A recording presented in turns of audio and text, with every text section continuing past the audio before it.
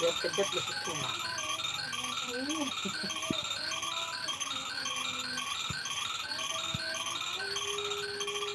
Ang sebelah, ya, kita kalau mau dia ngomong.